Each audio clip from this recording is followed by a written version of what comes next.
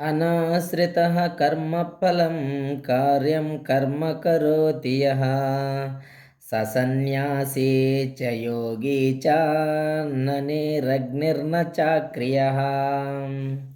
శ్రీకృష్ణ భగవానుడు పలికెను, కర్మఫలముల ఎడ ఆసక్తిని గొనక చేయవలసిన కార్యములను నిర్వహించువాడే సన్యాసి కాగలడు.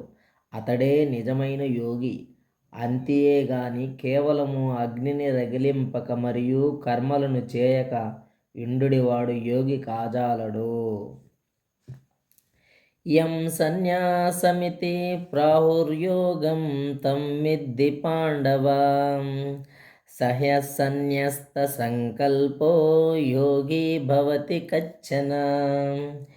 ఏది సన్యాసమని పిలవబడునో దానిని యోగమనియు భగవానునితో కలయక నీవు తెలుసుకునుము. ఓ పాండుకుమారా, ఇంద్రియ ప్రీతి కొరకును త్యాగము చేయనిదే ఎవడును యోగి కాజాలడు.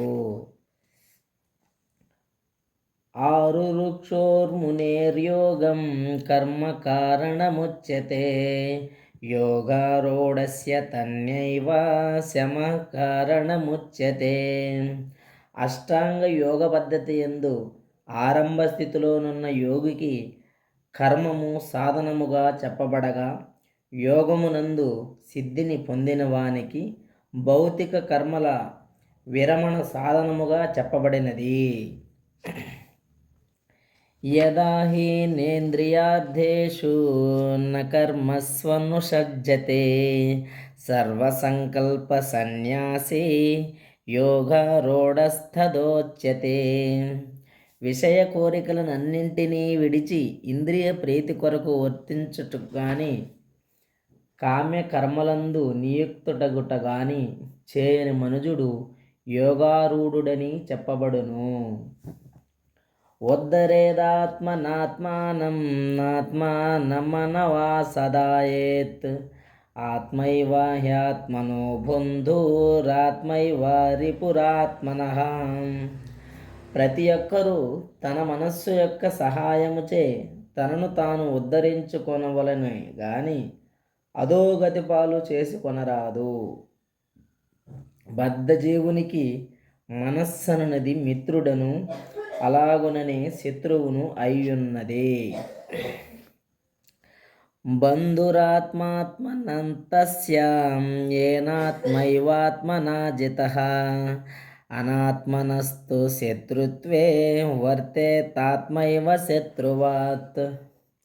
మనస్సును జయించిన వానికి మనస్సే ఉత్తమ మిత్రుడు, కానీ అట్లు చేయలేని వానికి అతని మనస్సే గొప్ప శత్రువుగా వర్తించును. జితాత్మనః ప్రశాంతస్య పరమాత్మాన్ సమాహితః శీతోష్ణసుఖ దుఃఖేషు తదా మానాపమానయోః. మనస్సును జయించిన వాడు శాంతిని పొందియుండుటచే పరమాత్మను చేరినట్టు వాడే ఎగును. అట్టి మనుజునకు సుఖదుఖములు, శీతోష్ణములు, మానవమానములన్నీను సమానములే అయ్యున్నవే.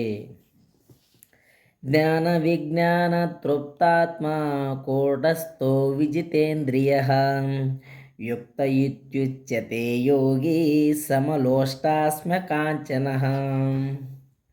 మనుజుడు తాను పొందినటువంటి జ్ఞాన విజ్ఞానములచే సంపూర్ణముగా సంతృప్తి చెందినప్పుడు ఆత్మానుభవమునందు స్థితిని పొందినట్టి వాడై యోగి అనబడును. అట్టివాడు ఆధ్యాత్మిక స్థితియందు నెలకొని ఆత్మ నిగ్రహమును కలిగియుండును. అతడు గులక రాళ్లనైనను లేదా బంగారమైనను సమానముగా గాంచును. సుహృన్మిత్రార్యుదాసీన మధ్యస్థద్వేష్య బంధుషు సాధుష్వపి చ పాపేషు సమబుద్ధిర్విశిష్యతే. శ్రేయోభిలాషులను, ప్రియమైన మిత్రులను, తటస్థులను, మధ్యవర్తులను, ద్వేషించువారులను, శత్రుమిత్రులను, పాపపుణ్యములను సమబుద్ధితో చూచువాడు మరింత పురోభివృద్ధి నొందినవానిగా పరిగణింపబడును.